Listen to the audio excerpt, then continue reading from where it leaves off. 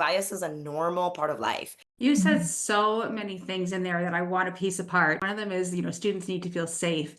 And, as BCBAs, we're talking about trauma-informed care, trauma-assumed care. But it's the same thing with multiculturalism as well, because it's not just about assuming that, like you said, people need to make eye contact or people have to act in a specific way because this is the way I grew up. We need to make sure that we don't have any of those biases. However, I mean, everybody does have some type of implicit bias. So as teachers, ABA professionals, we need to talk about recognizing our biases, and Shira and I have done another CEU on that, as well as figuring out what those biases are, but then talking about how we can overcome some of those biases as well. Bias is a normal part of life.